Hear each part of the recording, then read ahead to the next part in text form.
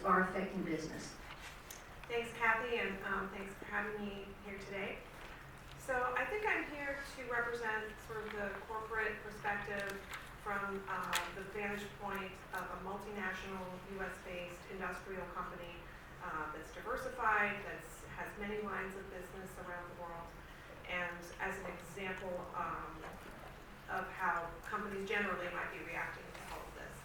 And to sort of reference back to the BEPS project, I think this discussion and arena is full of ironies, because Action 1 in the BEPS project, which was focused on curtailing companies from engaging in base erosion and profit shifting activities, Action 1, the taxation of the digitalizing economy, was left basically undone.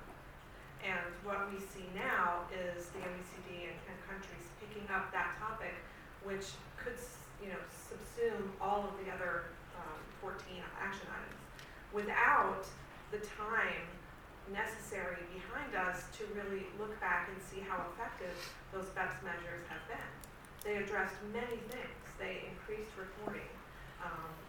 They gave countries a lot of tools to address what they viewed as tax planning that they didn't think was appropriate, for cross-border transactions.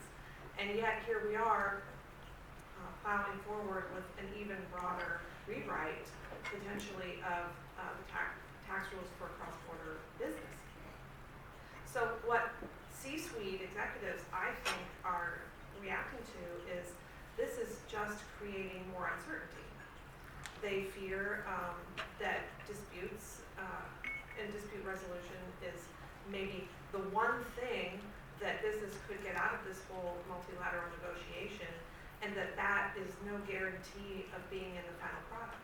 Business, if you read comments that have been submitted to the OECD and messaging that's happened in forums like this, they always focus on dispute resolution mechanisms and the ability to have some form of binding arbitration between countries where the rules interact in such a way that you're facing multiple claims on the same income.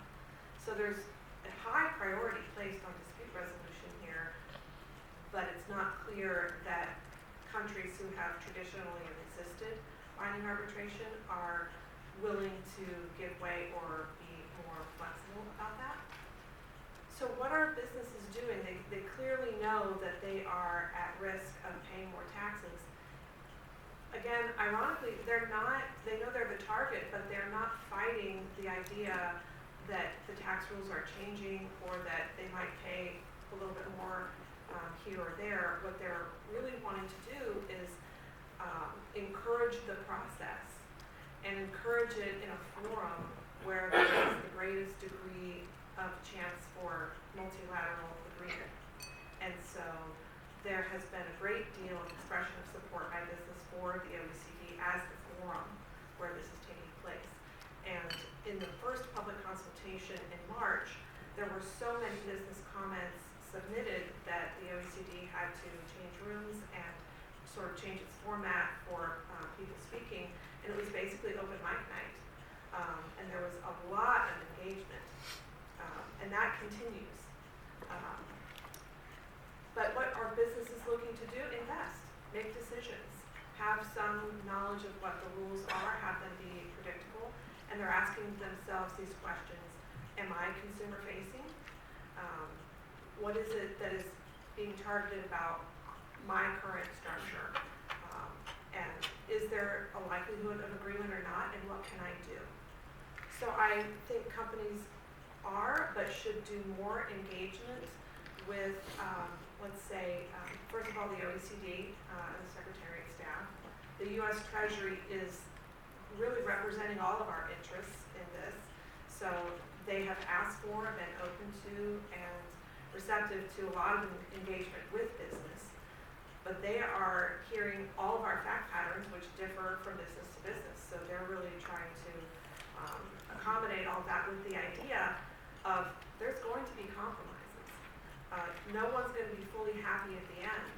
But investment decision makers in the leadership roles in companies are looking toward agreement that is somewhat principled and allows them to deal with any disputes that may arise. So I think that's kind of top of mind for companies. They'll continue to engage on the details, but really cross-pollinating between your tax and your trade professionals inside the company is a good way, I think, to develop your priorities and communicate those, not just in the executive branch, but also on Capitol Hill, where the oversight function here, I think, is critical. Libby, thank you. I have a few questions for the panel before we open it up to other questions. As part of the whole OECD process, this is for both Warren and for Jen, countries have already taken unilateral action. The French have already acted. There are other countries in the process of doing their DSTs. There is nothing in the OECD unified approach, the last document that we are reviewing right now, that says anything about the fact that if countries agree to the whatever the OECD potentially can agree to drop their unilateral actions. So right now you could potentially have an agreement and still have unilateral actions. Sort of how do we move forward with this, and what is your organization doing? Thank you for that question, and it's a really important point to the overall OECD process. So first of all, from our organization's perspective, they must be removed, and there needs to be a clear understanding that these types of actions, and it's not confined to digital service taxes. There are other initiatives like diverted profits taxes, and other initiatives that we think kind of fall into this general category. But these types of tax measures that are kind of applied on top of the standard tax practice need to be abandoned. When we speak with Treasury, when we speak with the OECD Secretariat, the response to questions about whether that will be the case, whether they will include such language in the final work product is one of course. They think that there's no way that these negotiations could conclude without such language being included. But I would say I think the more interesting dynamic at play here is that the ink had not dried on BEPS 1.0 before countries were moving to institute policies that operated outside the bounds that had just been agreed to. And so this is an area that we continue to be very concerned about and will continue to guard very closely. But I think for the purposes of the conversation, it's important to recognize that the people crafting this policy are entirely dedicated to making sure that that outcome is avoided. It's a great question, Kathy, and I think when I talk to our clients, the companies that we advise, it's kind of front and center. It's right there with dispute settlement as kind of necessary outcomes. Because I think depending on the facts and circumstances of the company, you've got to look 2 years down the road or 3 years down the road and say, there is this substantial risk of double taxation just within the outcome of the OECD negotiations. If there are these other measures in place on top of it, then we're virtually guaranteed double taxation. And then for my company, what is the risk, tax risk? How much more tax could I be paying? And that raises a very interesting strategic question is, we talked about how the OECD negotiations have moved away from just being digital to capturing a much broader group of sectors. Well, the first question you might ask yourself if you're in this digital group of companies is, do I want this to succeed? Like if this fails and everybody goes back to just digital, am I protected? Well, your gut reaction might be, well, yes, but then you need to think about the question of all these trade measures. So as Jen talked about the 301, if the U.S. responds with 301s on France or Austria or the UK or anybody else, does the 301 measure then capture you? Or is all of a sudden your supply chain impacted? And then the question is, well, can I even begin to forecast what the net impact is on my company? Am I better off dealing with 301 tariffs? Or am I better off dealing with this new OECD negotiation? What's it mean if the other measures aren't repealed? I think this gets to Libby's point about the amount of uncertainty the business community is facing right now might be as high as it's ever been in the international tax context. It's interesting because the business community was very involved in the BEPS project, but as Libby said, it is much more involved in this process because I think everybody feels that they have something at risk. One of the things you talked about, Warren, was companies potentially deciding to move to another jurisdiction to try to avoid the cross-border tax issues. Is there a risk that if you do move into another country just to avoid some of the taxes, you're then picking up liabilities, consumer product problems, and a few other issues that you aren't dealing with tax? That's the first question. The second one is, part of the discussion on this whole movement to a new system is the discussion of where is value created. For most companies, they think that value is created where their R&D is done, where their innovation is done, where they have really designed their product. And that selling into a consumer market is where they're selling, that they've been doing that for hundreds of years. And for some companies, well more than 100 years. And so why is now that consumer market a value creator for a company that is no different than the things that they've been doing in the past? So those are two questions for Warren. Two diverse questions, but They are diverse questions. We're trying to do the first one first. That question about what additional ramifications could come from this, I'll answer the question a little bit differently. One of the concerns we hear all the time is, do these new will these new rules that say you're now part of our economy in such a way that we can subject you to our income tax, also get used to justify the application of other rules and regulations imposed by that country, like consumer product or environmental or health and safety. All these things, like countries are going to take this new, we call nexus, this new justification that you're this integral part of our economy now, and we can tax you, and use it to apply all kinds of other regulatory constraints and requirements. To a certain extent, if you're importing your product, or you're exporting your product, you got a widget, you're exporting it into country A, that widget's subject to whatever health and safety rules are in place in that country already. But the question is there a whole nother level that comes from this? It's a significant concern.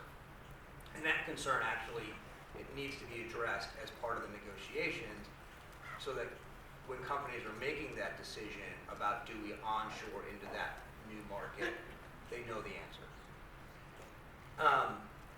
The second question was value creation. Value creation. Thank you. I'm going to answer the question by example, and this will be just digital. I'm a digital platform.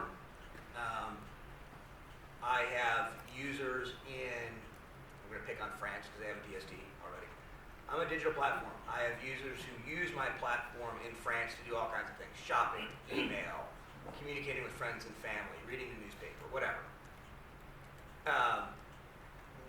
Libby is an advertiser in the UK, and she wants to reach consumers in France. So she pays me to put advertisements on my platform that my French users see.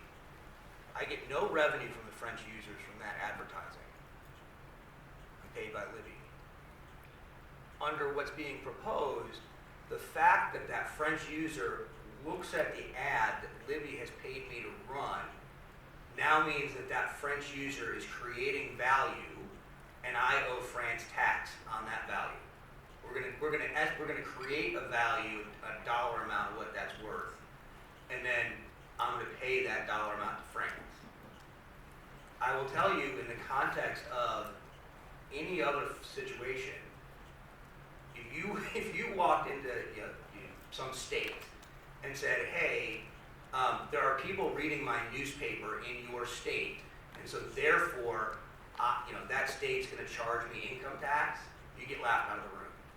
It is only in this context of digital do these concepts somehow have traction. And to be honest, this is another area where we start to see friction between the tax and the trade rules, because this gets into, I'll use a trade term for the trade rules, like products. What's a like product? Because when the question of whether or not it's a like product is central to whether or not you're discriminating against the foreign provider. And so if France is going to charge income tax to me because of advertising Libby has paid for me to put on my digital platform, what's my like product for that advertising? Is that like product the same advertising in a French newspaper or a French magazine? And if they're not being subject to this additional level of tax, or they are being subject to this additional level of tax, but they get a tax deduction for it, then have we created discrimination among the like product? And so very quickly, these fairly complex tax questions and structures are bleeding into equally complex trade questions.